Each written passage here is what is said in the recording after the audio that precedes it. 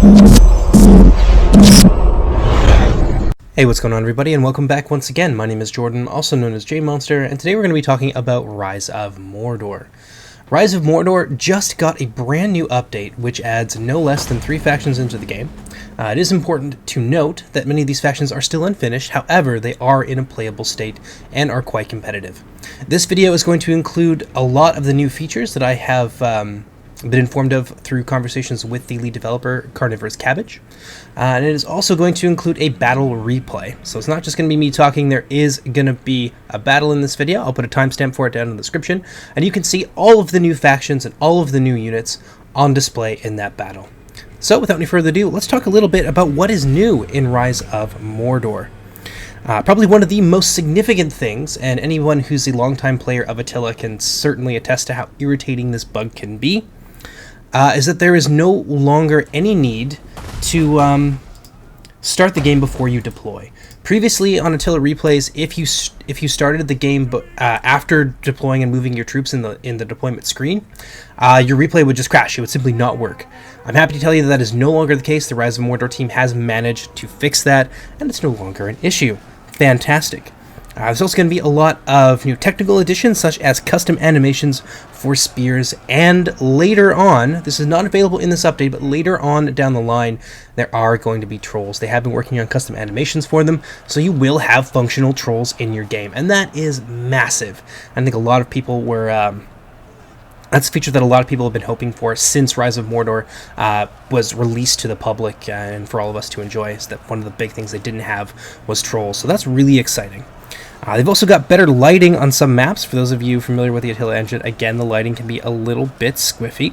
And they've also imported weather conditions from Thrones of Britannia, which is really cool. I personally have yet to see the weather conditions in-game, but I can attest to the lighting being better in pretty much every scenario that I've played it in.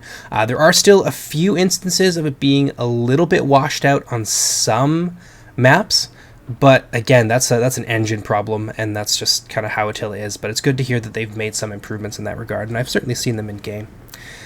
Next, and this is something that really turned me off of Attila combat, is that matched combat. They have fixed it, allowing multiple units to attack the same model at once. It is no longer this weird 1v1 where people kind of slide and squish around, and it just looks strange, and it contributes to a lot of blobbing.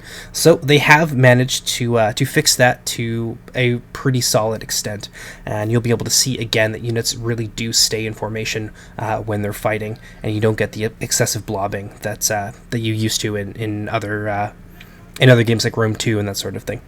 They've also fixed the heart attack animations, which is something that always drove me nuts, where people will just randomly drop dead.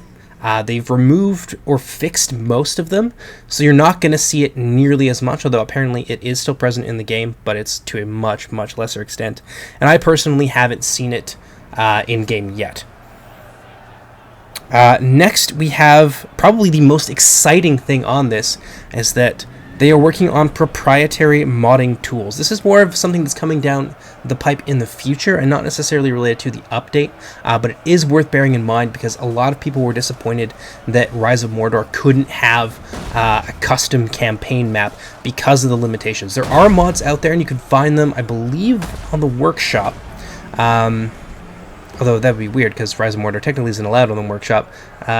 But I don't personally have it, but I know that they do exist, where you can get a campaign mod, but you have to play in Europe, and you have to play with established starting positions and that kind of thing. And it's just a little bit weird, but they are working on tools that will give them the ability to create a full overhaul for the campaign map. And that's something that I think a lot of people still don't know about. I've certainly seen a lot of confusion on Reddit regarding this, and I think this information is still kind of just trickling out there to people. So I'm really happy to tell you that this comes straight from the horse's mouth. I heard this from the lead developer himself. They will be working on this, and hopefully we will see this in the not-so-distant future. A few other things to note about the meta to try and get you situated. There is kind of a rock, paper, scissors system in terms of how things work, although that is blended somewhat with the Elven factions because they are very, very powerful in close quarters. They're just generally very good at what they do. So it's a little bit more of a soft counter system with the addition of these rather than an outright this wins versus this thing all the time. There is still like tier and things like that to consider as well. But generally, sword units will beat spear units. That's nothing new to anybody who's familiar with Total War. But spear units can do very, very well against shock units, especially when they are fighting in their phalanx formation and they get the extra bonuses and the mass and things like that. Spearmen also still retain their traditional role as anti-cavalry units, and I believe their mass is also higher thanks to the phalanx stance that they get. So you can't have, say, the heavy melee cavalry that's been added in, such as the Elven Riders for Thranduil. There's also some new Noldor and Equestrians for the Lindon faction. You can pull those through shield walling units, like, say, Blades of Lascalen, one of the new units that we're going to take a look at. But you can't do that through spears, and you can't do that through pike units because they have a much higher mass, and they're just able to resist that mass push. So there's a fairly interesting dynamic. There is still tier and quality and stuff like that to consider as well, so it's not so clear-cut as sword beats spear in every occasion. So like your crappy goblin spears are going to beat up Noldor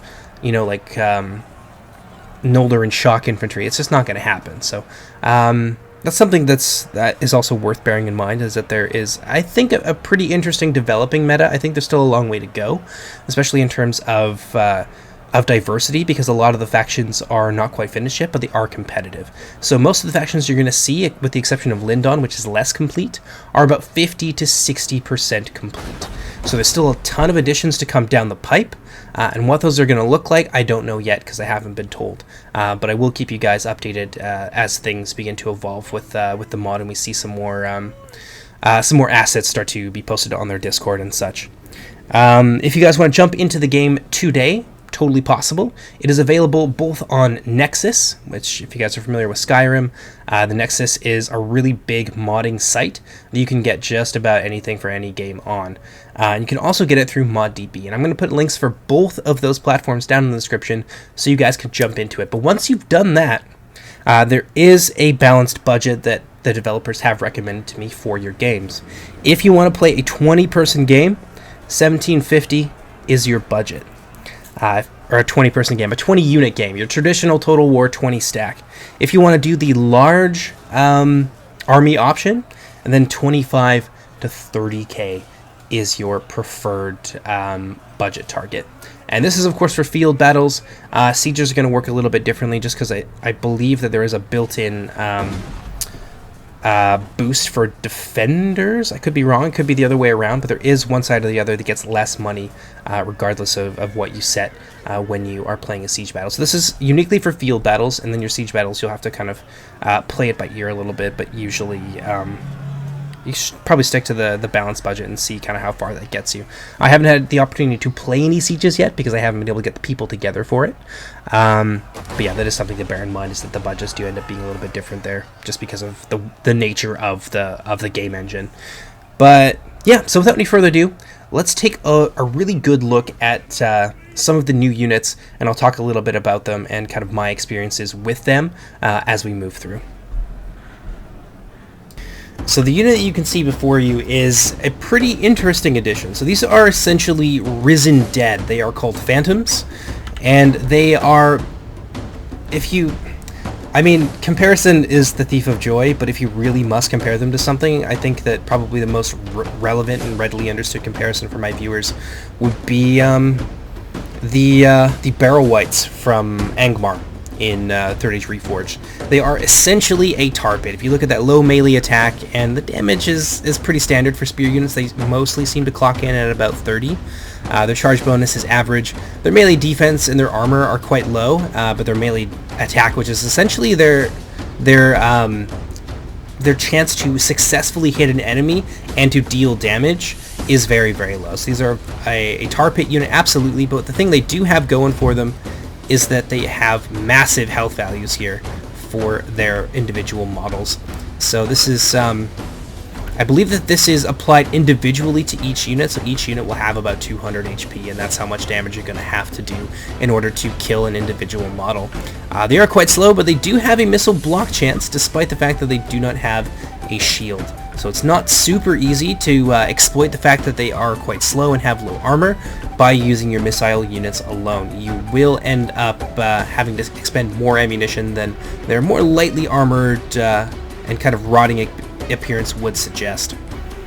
We have a second Wraith unit over here, and these are a little bit more of an offensive version. They kind of look like weird mummies, like almost a mix between mummies and orcs, but they're a little bit more offensively oriented. There's far less of them, however, and they have really good melee defense. Their block chance is significantly higher due to the presence of that shield.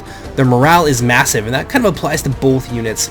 You can't break them. They're undead. They have no fear.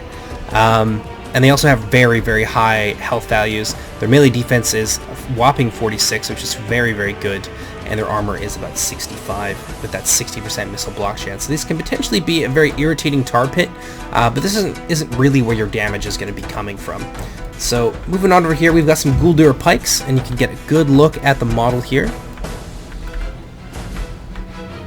See them up close, and they are very much reminiscent of what we've seen from the Orcs of Dol Guldur in the Hobbit movies. So I think that's really going to appeal to a lot of people, because people just love that aesthetic. They love to make their battles look like what they've seen in the movies. That's what a lot of these games are really fun for a lot of people. So I think that that's pretty damn cool, and I do very much like the direction that they went with them, and it's kind of what you'd expect from Rise of Mordor at this point.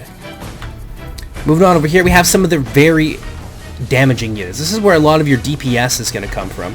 That would be the champions of Dol Guldur. They've got very high melee attack, their melee damage is very good, and their charge bonus is about as high as it gets without being a cavalry unit. Their melee defense is not bad either. It's a little bit on the lower end. Their health per model is very good for orcs, and their armor is about 55. Their morale is very high. I can tell you from experience that units with 69 or like 60 and above morale are very hard to get rid of. They can rout. It's not impossible, but units like this will stick around for a very long time. Moving on over here, you have your standard line infantry unit. These are heavy infantry. They've got great missile block chance at 40. Well, it's pretty good missile block chance in any case. There are a lot of units out there with about 60, and you're going to see that with the elves. They've got good morale, 58, 85 health per model, 70 armor, really good melee defense. That's like Elven quality melee defense. This is a unit that can handle itself quite well in melee. Decent charge bonus. Their melee damage of 40 is about what you'd expect from sword units. It seems that a lot of the sword units that I've had experience with have some pretty similar baseline melee damage stats. I've also got a melee attack of 35, which isn't bad at all. Over here, have some Guldur Glaives, which are shock infantry. They're essentially a lower quality version of the Guldur champions. They've got a missile block chance, so it's not easy to scythe through these heavy infantry units, although it is significantly easier than trying to deal with some of the more heavily armored units, as their armor is only 55. Say a unit like the Guldur Blades, for example, they pair 70 armor with 40 missile block chance, whereas these guys have 30 and they pair that with 55 armor. So they are still vulnerable, but not quite as vulnerable as you would think. They've got a good charge bonus, their speed is okay, and their morale and health stats are about what we've come to expect from the Dol Guldur mid-tier lineup. Moving on over here, got some Mirkwood Raiders. Very spooky looking unit, and I can tell you that light skirmishers like this can very much pay for themselves. We're going to see that in the battle for sure, and they are a big danger to stationary units that fight in a formation, and that are unshielded as well, like say pike units. Gondor has a Fountain Guard pike unit. These guys can be extremely cost efficient against that kind of unit that would otherwise be very difficult for you to push your way through. Even with your own Dol Guldur pikes, the Fountain Guard are still far and away a better unit. That being said, their melee stats are pretty trashy. Their melee defense isn't awful, but their health and armor are obviously not very great. They've got a very low missile block chance, so they're extremely vulnerable to skirmishers. Looking at Mirkwood, for example, have some really good counters to this to prevent units like this from being too cost effective. You know what I mean? If you can just use Mirkwood Raiders and scythe your way through a ton of Elven infantry really quickly, well, it makes it really difficult to play the elves. And so far, from what I've seen, the elves, playing against the elves are viable, and they do have answers to cost-efficient units like these Mirkwood Raiders here. Now we have the trackers, which are essentially a bow variant. Now, they've got a few different projectile types, such as the flaming shot and the standard shot. They've also got the Raider trait. This unit may set buildings on fire, cause fire damage with torches, and capture faster than other units. So you can use them in sieges as sort of advanced scouts to try and snipe out control points, and to just generally wreak havoc within your enemy's city. And that's pretty damn cool. They can also hide in Scrub and Forest, and they've got Guerrilla Deployment, which is essentially Vanguard. So I could have deployed them a little bit farther up the way here, but I didn't. So we're going to go ahead and pause things there, just because we can see the enemy approaching us, and I want to be able to look at their units without things getting too bloody and gross. But as a general rule, the Guldur Blades here all have the Disciplined trait. Now, from what I can tell, and I don't know if this applies across all units, because I haven't had a chance to really look at the extent of like trait distribution in Rise of Mordor, but I can say that a lot of the Elven units have the Discipline trait as well, and essentially what that means is that your army is not going to break and flee at the drop of a hat if your general dies. So you don't have to babysit your general for the whole battle, and general sniping is going to be much less potent when so many units have this. And most of the Dol Guldur orcs have it, and of course we've got the Wraiths here who just don't care what happens in either case, as they have 300 morale. Super hard to get rid of Wraiths, to the point of you can't route them. It's basically impossible. But yeah, so just look through here and you see a lot of discipline traits there down at the bottom, and of course the General's Bodyguard has it as well. But let's pop across the way here and take a look at some of the Mirkwood units, because I know people really want to check these guys out. Here we have the Lords of Laskalen. This is a basically the perfect bow unit for the Lords of Laskalen. They have the best melee attack, melee damage, melee defense, armor, health. They've got a missile block chance, which seems to be the case with a lot of heavily armored units such as this. Good range. Their accuracy is the best of the 3 Mirkwood bow units, and their ammunition is it's a little bit about average, basically. Their morale is massive at 81, so good luck trying to rout them off, and they have the highest health of, I think, just about any non-elite or bodyguard tier unit currently available to Mirkwood, although I think the Hall Guardians have a similar value, but we'll see that in just a moment. Next down here, we have the Laskalen Archers, and there's a lot of differences, some actually quite meaningful differences between them and the Forest Rangers. So it's important to note that these two units cost the same, though I believe the Forest Rangers on higher unit settings actually have about 120 men in the unit, whereas on the highest unit settings, the Laskalen Archers will have about 100. But the main differences between these units tends to come from their melee attack, their melee damage, and their melee defense. So obviously the Forest Rangers here are much more susceptible to arrows. They do have some nice hiding traits. They can hide in grass, they can ignore certain terrain, they can hide in scrub forest. Basically they're able to hide anywhere. They ignore terrain and speed penalties, so they're super quick. And they have snipe as well, which I think is a trait that a lot of us are familiar with. They are able to remain hidden while firing, so fantastic ambush archer, but once they're seen, it is very, very easy to focus these guys down. They have almost no missile block chance at all. They've got 5. Their health per model is lower, and their armor is a pitiful 25. Their accuracy is also a little bit less than their more heavily armored counterparts here. The Laskalen Archers are better for open field battles and less for ambushes and being kind of sneaky. So at the moment, I have personally found, this may not apply to everything because obviously I'm not an authority on this mod yet. I do plan on playing it more and picking up more battles and stuff for the channel in the future, but my personal experience is that the Laskalen Archers are a safer pick as long as you can defend them, because they do have a lot going for them: higher armor, higher health per model. They have a minimal block chance of 30. Their morale is better. Their ammunition is a little bit less, but so is their accuracy. So as like open battle archers, they just function a little bit better. Whereas the Forest Rangers, I can see being more of a viable pick moving into the future once there's more units available for this faction, because at the moment they kind of cost the same, and these guys are just better archers and just better at going pew pew. So my personal favorite is the Laskalen Archers, but the Forest Rangers are also, they have their niche clearly. There's a lot of things that they do well that the other one does not, which is something that I personally very appreciate. They're not just carbon copies of each other. Here we have the Laskalen Blades, which are your standard line infantry unit, which is not a spear. They're very heavy melee infantry. They've got excellent melee defense. 51 is really solid. Their melee attack is 44. Extremely deadly units. Not something that you want to underestimate. Melee damage 40, which again is standard for sword units. Charge bonus of 20. Their health is good. Their morale is very high. And speed is a little bit better than other units. Most of the orc units I think that we saw had about 30 or so speed. And they have a whopping missile block chance as well, which they share with the spear unit. Over here, we have the Hall Guardians. Now, I'm not entirely certain that these guys have any kind of bonus against cavalry. You would maybe think so because they kind of look like a halberd unit, and they're definitely using a big old polearm. But what I have seen these guys do to infantry is nothing short of horrendous. They are absolute blender monsters, and let me just click on them here.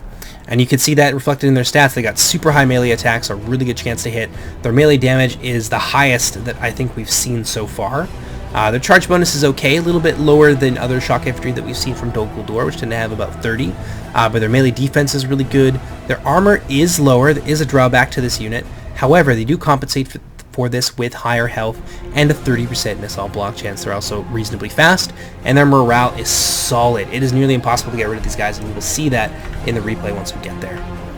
Next we have the Laskalin Spears, and they're basically everything you'd expect from a spear unit. Really good missile block chance. A lot of things here that we're seeing are typical of spear units and of the previous heavy Laskalin units that we've seen so far. They've got 75 armor that they share with the swords, 125 health, morale 71, speed 72, again 60% missile block chance. They just do different things. They've got different stances that they can use. They got a formation attack, which I think is standard across most units, but I don't recall seeing it on the swords. They've got spear wall here, which is really useful. 5 melee defense and a bonus against cavalry. A lot of entity mass, for example. Again, that comes down to not being able to pull through spears, which is really important for the thin battle lines you'll be making with the smaller elven units. They've also got a square formation, which, by the way, is something that they do in fact share with the Hall Guardians. So the Hall Guardians have some defenses against cavalry in any case. And that's going to do for the Wood Elves. Now we can move on to the Noldor Archers. This is the faction of Lindon, and it is by far, I would like to reiterate this, the least complete of the three new factions. But nonetheless, we're going to see them be super viable. The Noldoran units are absolutely no joke. They are extremely expensive and very low in number. However, they are not to be underestimated. These are still high elves, and I think these are high elves in a way that a lot of people like to think about high elves. So that's really exciting, and I can't wait to show you them on the battlefield.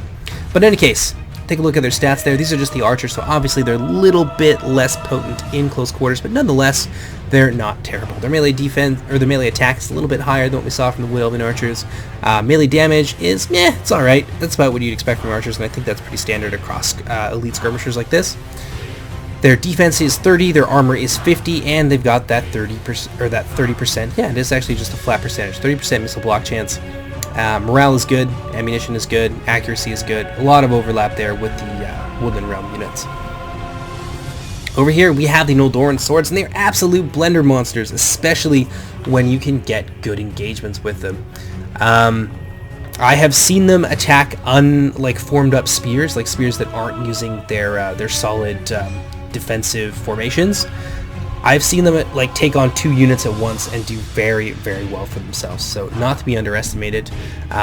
Melee attack of 51, 55 melee damage bonus. Their charge bonus is higher than that of the Hall Guardians, coming in at 30.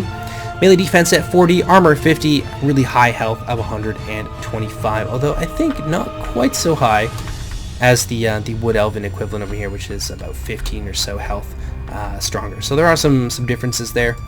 Noldoran Spears, melee attack of 38, again, damage of 30, charge bonus 15, high melee defense of 51 with an armor of 75, 125 health per unit, morale is solid, speed solid. You're kind of getting the picture here.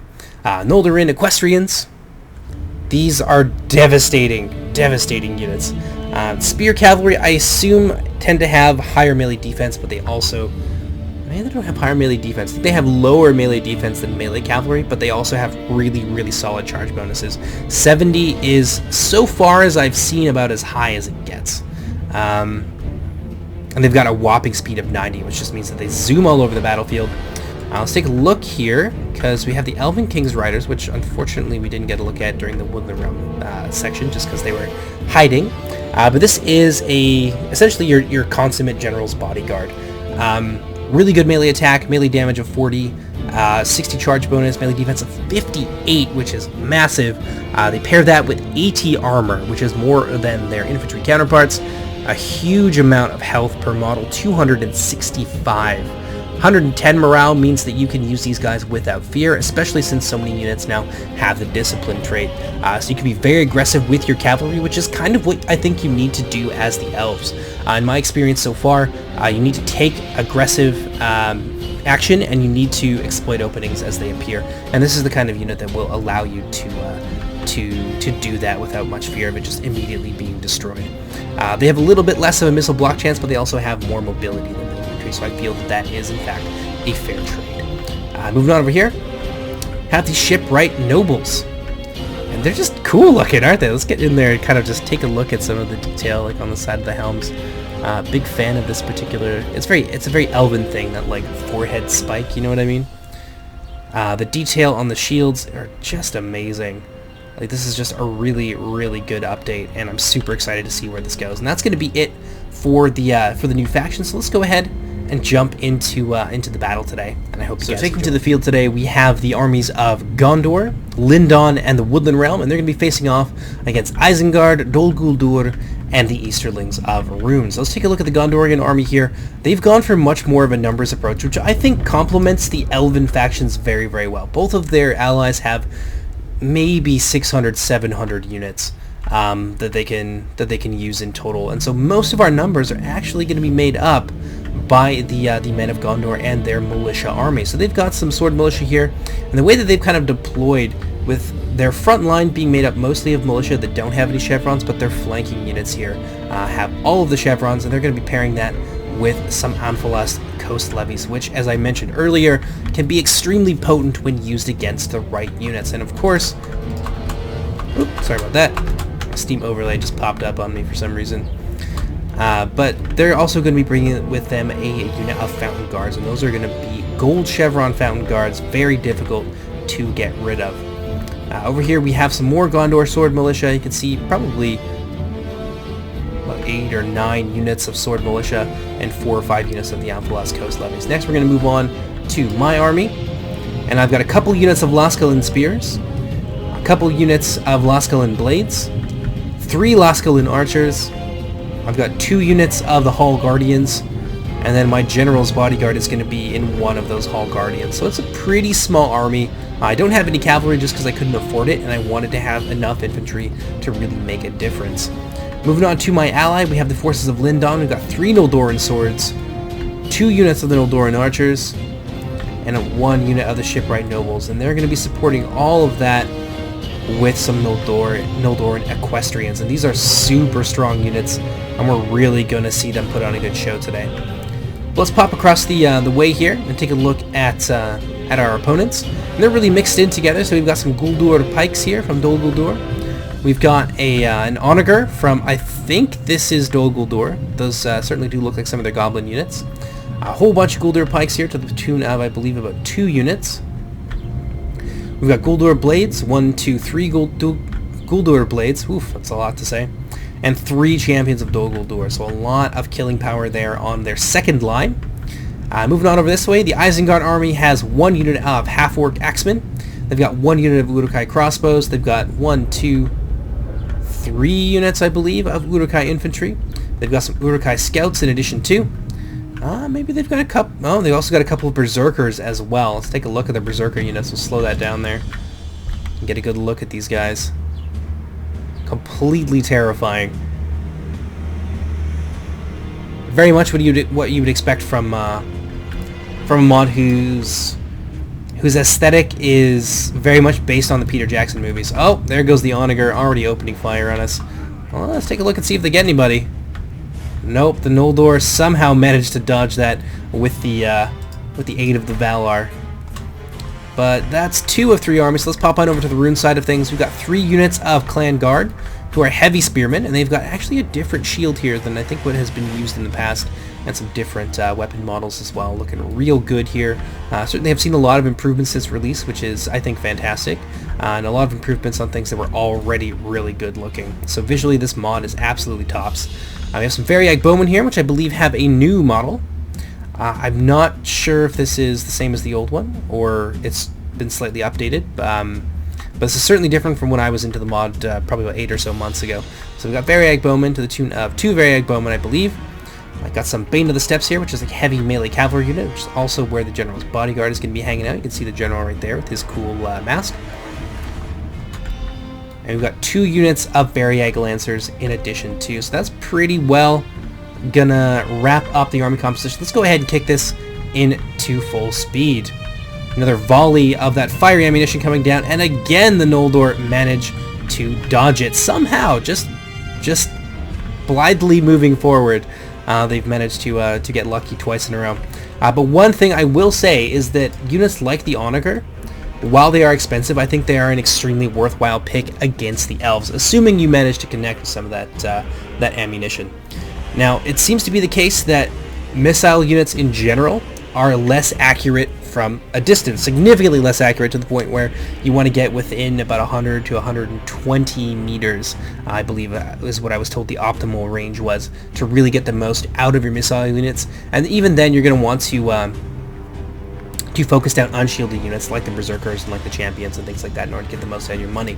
But units like this can be extremely devastating against the elves, who simply cannot afford fights of attrition. So if you get a nice attack on an Elven blob with your Onager, it could be game-changing. There doesn't seem to be a ton of room for error as the elves, as there is with the Orcish factions, who can very much kind of absorb losses to an extent that the good guys cannot.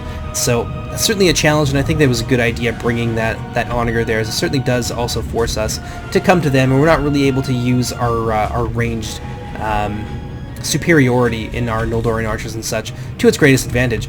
Big early cav action here by the Noldor Equestrians. Unfortunately, they're going to get caught in on some clan guards, but those clan guards were not formed up and not in any kind of scary formation. So a lot of them are actually going to fall to that charge, and it does give you a sense for just how scary these Elven units can be when they're on the offensive. And when you see opportunities like that, you really can't afford to not take them when you're playing as the Elves. You got to strike early and often, and you got to hit hard.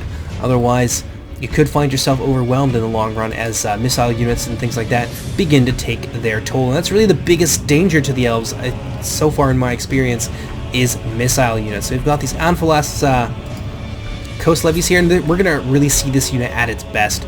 So most of this Gondor line could probably break itself on these 2 units. So what he's going to do is try to ignore them entirely with his militia units, and that's probably the best call I think that he can make. So these units forming up, getting ready to receive an attack, but they are by far too slow to catch the Anfalas coast levy skirmisher. So if we look at the difference here between, actually we can't quite see their speed there, but you can be assured that they are significantly faster, and these guys move slower when they're in formation in any case. And so these dual Lulur pikes are just taking an absolute beating from the Anfalas coast levies, and our missile units as well, firing overhead to try and get a piece of some of the Uruk-hai units in behind them. So again, missile play here, still really important, but you really got to be able to pick the right units. Ooh, more of these guys going down. And down goes another one of the Guldur pikes, and you can see the casualties beginning to mount very, very quickly. So over here, a little bit of early cav action. Variag Lancers probably taking a fight that they shouldn't. Against the Noldor Equestrians, that's really not going to go well for them. And what I don't quite understand is why they would commit just a single unit here. I think it's probably better to go over in force and try and get the most out of this cavalry. Maybe isolate a unit of Noldorans, surround them, and deal some casualties to them. You don't have to kill them all before you retreat, but certainly things would be going much better if they were over here in numbers. I'm also trying to help out my ally by using my Laskalin spears as a barrier that the Variag Lancers want to avoid, which allows the Noldoran Equestrians to disengage and to do what Spear Cavalry do best. Get those beefy charges off and activate that charge bonus and deal horrendous, horrendous damage. So if we move on over this way, things are actually heating up really quickly, so I'm going to slow them down for a while. Noldoran swords have made their way into Uruk-hai infantry, and while it says the balance bar is even, the Noldoran swords have lost 2 to the, what's it, like 12 or so Nearly, we're looking at nearly 20 casualties here for the Uruk-hai infantry, and that's mounting really, really quickly. Over here you can see the importance of formations. When you are attacking units that are either of a higher quality than you, or that you want to break through quickly, it is very useful to use this kind of flying wedge formation here and to smash into them. It seems to be that the default stance is not always the best option. In fact, most of the time it's not. So yeah, you definitely want to utilize your stances as much as possible. Noldor and swords here, hacking their way through the Uruk-hai infantry. But in the center, where the Gondor levies butted heads with the Uruk-hai, things did not go well for them at all. Only about 6 casualties there, and these Gondorians have lost well over half their number, and they are now broken and fleeing from the field. Over here, I've tried to stiffen the line a little bit with my Laskalin blades, and they're going to be teeing off against Uruk-hai scouts here, and I think there's some Uruk-hai infantry that we'll eventually see join that fray as well. Over here, the Gondorians have tried to move around on the wing, and they're stiffening their resistance with the addition of Fountain Guard. But even these gold units were knocked back with ease by the Berserkers. So another unit of Gondorian Sword Militia charging in here. Mostly they're just kind of drawing these units off and making sure that they stay away from the fight over here in the center, for example, where we seem to be doing very, very well. We have some Noldor cavalry here behind the lines. Well, this is bad news bears. If they want to take out that Onager, they could certainly do so in a charge. Not very many men on it. Ooh, another big shot from the Onager. We'll see what it gets in just a second, but I really want to know what these Noldor and Equestrians end up doing. They are attempting to be blocked by a unit of Guldur Blades. In fact, 2 units of Guldur Blades charging downfield against these guys to try and block them out and keep them out of the back lines, which is really important. Speaking of the back lines, Fairy Egg Lancers here, some more cavalry action, and again you can see my spearmen and the cavalry of my ally here working in tandem together to zone out those lancers. However, it's not all sunshine and rainbows. Got the Bane of the Steppes here in amongst my Laskalin archers, and they're actually doing a lot of damage. If you look over here, this unit has taken, or it is continuing to take pretty heavy casualties, down to 92 from 120, so that's a pretty big drop. I've got some reinforcements coming here in the form of Noldoran swords, but they will be turning their back to the Very Egg archers and getting shot in exchange. And Bane of the Steppes want to try and get out of there because I've got spearmen coming in to relieve them. They're going to go after some of my more squishy and now undefended units. So some really great cav play here from the Rune player, really exploiting some errors in deployment on my part. And probably the biggest issue is my deployment. I've got these 2 units of archers too close to each other, so this 1 unit of cav is able to really disrupt them. And again, the Noldor, shielded by Lady Luck, narrowly dodging another volley from that Onager. 3rd Firebolt coming in, we'll see if it hits them or not. But yeah, these Bane of the Steppes really living up to their name, being the bane of my archers. Another miss there. Those Noldoran units are going to emerge unscathed. Very Egg Lancers getting caught out by the Noldoran Equestrians. So another company of them coming in support, but it looks like they're actually going to pull out as well. And now I've turned my own archers around, and we're firing into the rear of these Very Egg Lancers while we hunt them down with cavalry and phase them out with spears. So far so good on our back lines, aside from this little hiccup over here where the Bane of the Steppes are absolutely making a nuisance of themselves, although I do have my spears in there now. Let's pop back on over to the battle line, see how things are going. And strangely enough, the Gondorians are managing to overwhelm the Uruk-hai with pure numbers. Rear charge here into the pikes by the Noldoran Equestrians. This is a bit of a risky proposition. Noldoran Equestrians might manage to escape from there with the addition of some Anfalas coast levies to kind of cover their retreat, but they did take a lot of damage there, both from the Guldur pikes and a little bit of friendly fire as well from the Anfalas coast levies. But nonetheless, things are going reasonably well for Gondor over here. Looks like these Berserker units are finally being driven back. They've got their own pikes in place, supporting the units with morale buffs, and of course, dealing with any wayward Uruk-hai who push too far forward in pursuit of the light Gondorians. Over in the center, we are winning in a few different places, and we are managing to lay down some devastating, just absolutely withering fire here into the flank and rear of these units. Noldoran Equestrians looking like maybe they want to get a piece of the rear of these White Hand Stormers, which I can't blame them for at all. Noldoran Archers here firing into the rear of the White Hand Stormers, so really excellent positional play here from the blue team so far. We are kind of losing a little bit in the center. The Noldoran swords are being beaten back by a combination of Uruk-hai infantry and the champions of Dol Guldur, who have now joined the fray. And the same can be said for my Laskalin blades, who are really struggling over here to a combination of the same thing. Over on this end, we can see the Noldoran swords massacring their way through some Uruk-hai infantry. Clan guards getting beat down as well. Ooh, nasty.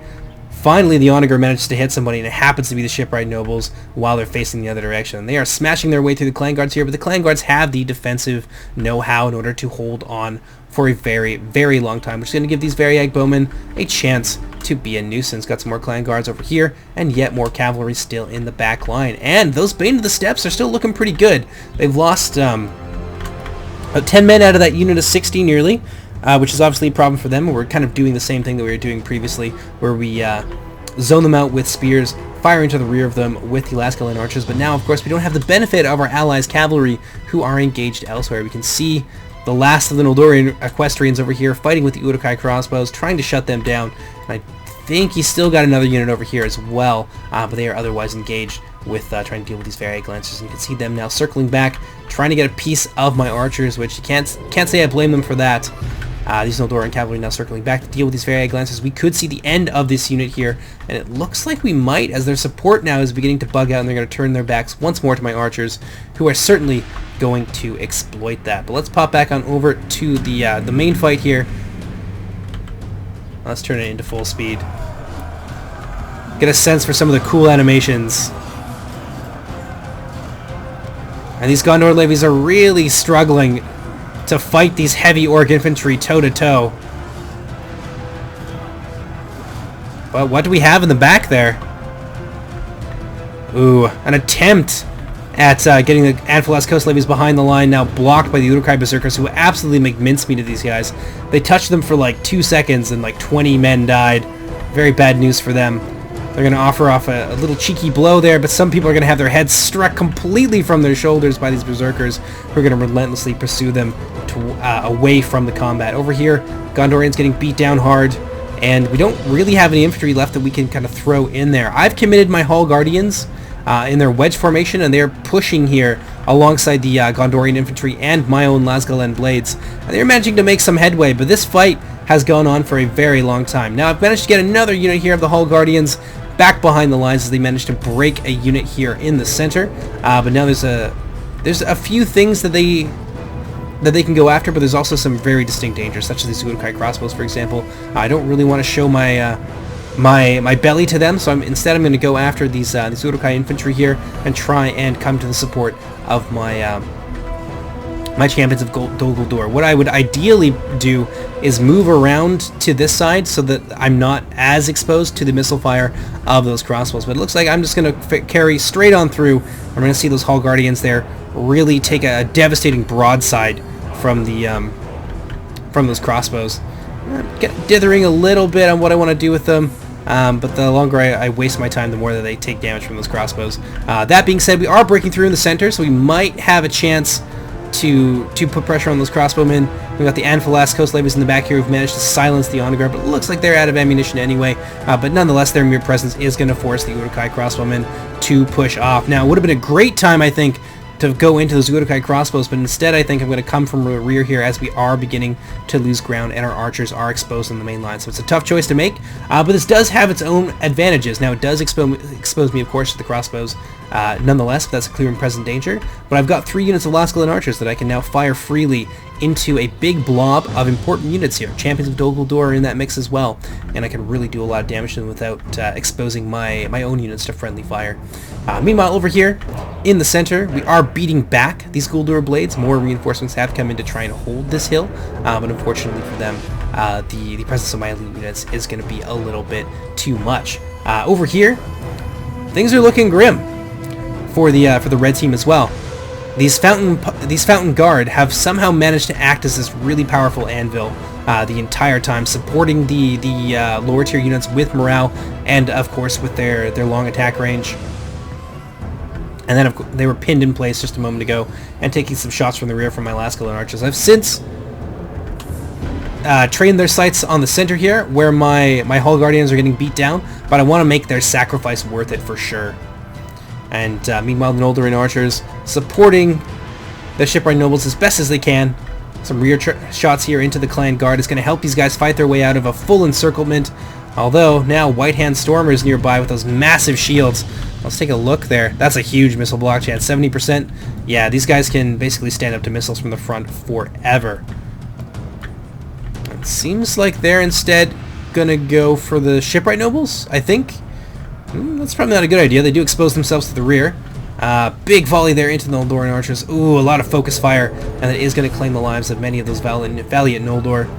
Uruk-hai infantry here managed to break through the center, and they're looking to chase down the Noldoran archers, or at the very least disrupt our our skirmish line. So I'm going to form ranks here with my spears in order to give us a place to fall back from behind and to retaliate with our bowmen. Over here in the center, it's just a big old mess. Everyone is just getting murdered.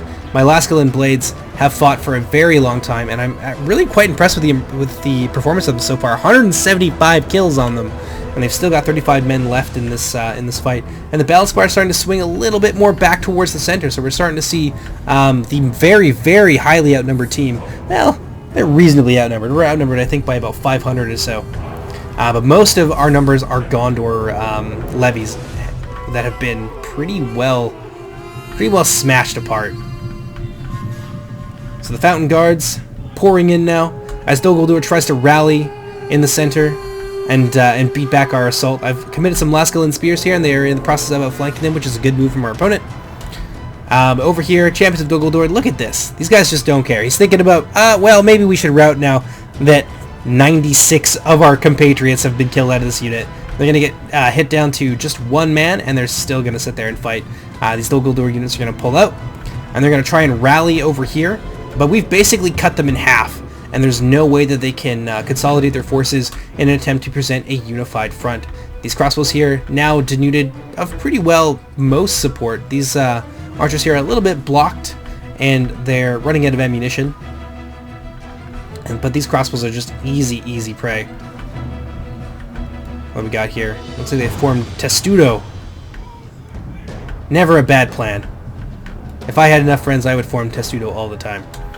But yeah, our fire pouring in, cutting through what remains of these Champions of Dol Guldur. I saw them pulling out, and I made sure that they paid for every inch of ground in blood. Now that unit is basically at the point of breaking and is significantly less of a threat. I think they had like 64 or so men, so they've lost about half their men there in the retreat. We were able to destroy the rest of these units in detail, consequently.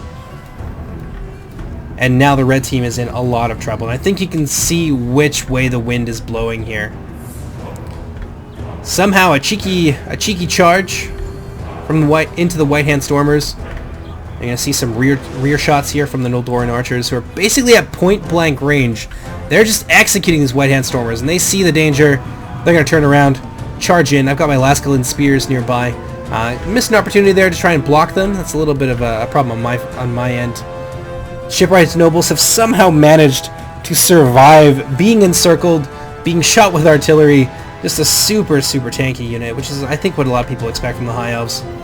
White Hand Stormers here, trying to get the Noldoran archers, catching them as they're exhausted. But I am going to move in finally with my spears. I'm going to pin these guys in place, and it's not going to be easy for them to get away at this point. And now, we've got units in the back here. Ooh, a point-blank volley into the Uruk-hai, followed by a charge. And that should be enough to rout these units and send them packing. So the White Hand Stormers have managed to disentangle themselves from my spearmen.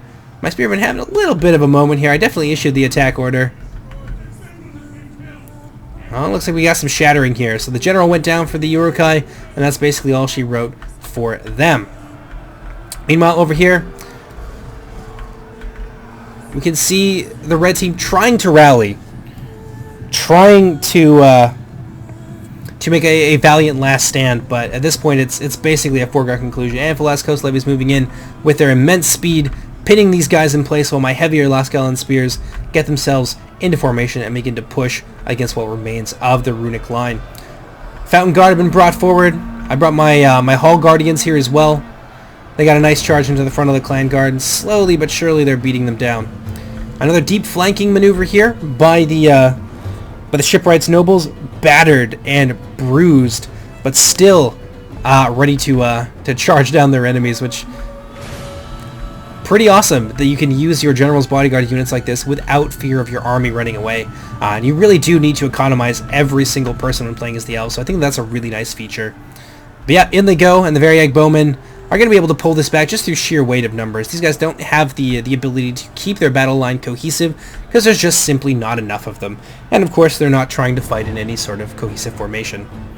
Noldorin archers moving to their support, and I'm also bringing in some of my Laskalin archers who are essentially out of ammunition at this point. You can see them bringing out their blades, ready to engage the enemy in melee. And on the front line here, it's really just a matter of time. See if we can look at some of those custom spear animations in here.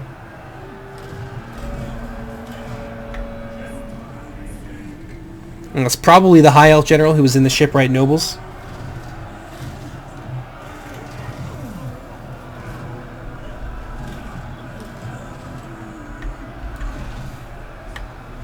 Oh, nasty. Look at this firing squad in the back here. 20 Noldorin archers.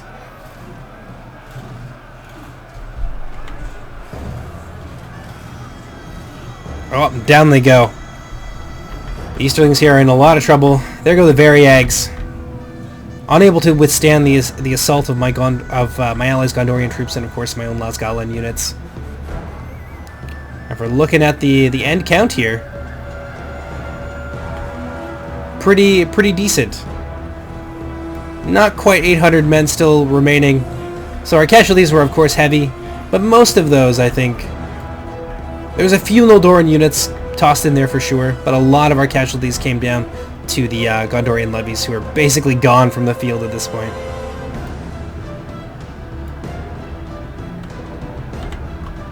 And there we have it. Let's get down and dirty in there. Witness the last stand of these brave Runic clan guard.